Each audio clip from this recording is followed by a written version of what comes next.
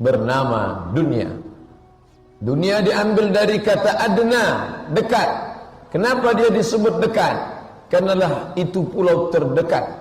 Karena akan ada pulau yang jauh, belum pernah dilihat mata, belum pernah didengar telinga, belum pernah terlintas di hati dan pikiran. Dunia berasal dari kata dani, rendah, hina, kotor. Karena memang di dalamnya banyak yang membuat orang terjerumus dalam kehinaan, dalam azab Allah. Akan ada pulau yang tinggi, agung dan mulia. Dia bernama Jannatun Tajri min tahtihal anhar. Dialah yang selalu dipesankan Nabi. Idza sa'altumullaha, kalau kamu berdoa, meminta, memohon kepada Allah, fas'aluhul firdaus, mohonkanlah surga yang tinggi, agung dan mulia. Tapi mau tidak mau, suka tidak suka, kita mesti mendarat di pulau bernama dunia itu. Tapi banyak yang tidak ingat. Dia sangka ini pendaratan yang terakhir. Bukan. Bukan. Ini hanya tempat persinggahan. Maka Rasulullah SAW menepuk bahu Abdullah ibn Umar, anak Umar bin Khattab radhiyallahu anhuma. Kun fid dunya ka'annaka gharib. Hai Abdullah bin Umar, jangan kau sangka ini adalah tempat berlabuh yang terakhir. Ini hanya tempat persinggahan semata. Maka jadilah engkau seperti orang gharib, perantau, sebagai seorang petualang yang hanya singgah sejenak, sekedar untuk mempersiapkan perjalanan yang lebih panjang dan jauh. Awabiru sabilin, engkau seperti orang yang hanya menyeberang jalan. Berapa lama menyeberang jalan? Hanya sejenak, hanya sekedip mata. Maka persiapkanlah apa yang perlu dibawa menuju pulau akhir, pulau harapan. Ini hanya tempat persinggahan semata. Banyak orang yang silap dan salah. Dia sangka ini tempat tujuan akhir. Akhirnya dia sangka ini tempat bertapa. Dia pun berdiam diri berlama-lama.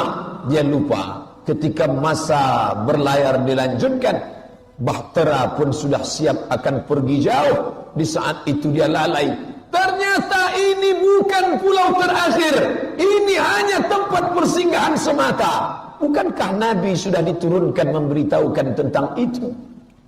Bukankah para ulama sudah bolak-balik mengatakan ini bukan persinggahan terakhir, ini hanyalah tempat persiapan? Betapa celaka manusia. Halaka mru'un lam ya'rif qadrahu. Dia tidak tahu.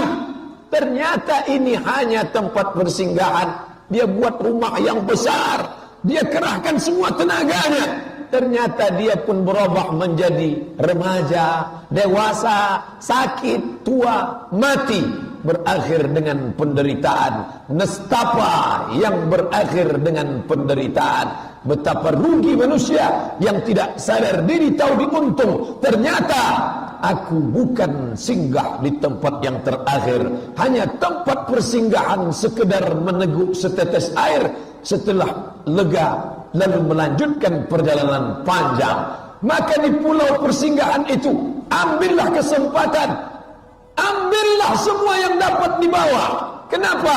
Karena kalau sudah meninggalkannya, tidak akan kembali pulang. Lan tarji'al ayyamul lati madat. Waktu yang berlalu tak pernah kembali pulang. Dulu banyak yang sudah pernah singgah ke pulau itu.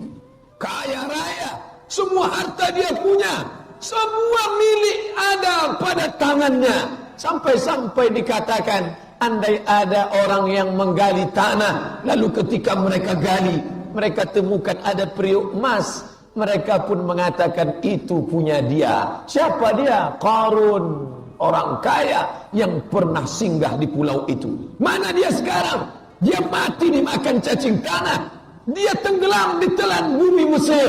Tempat tenggelamnya diabadikan dalam sebuah danau bernama Buhairah Qarun, Danau Qarun. Yang kaya mati.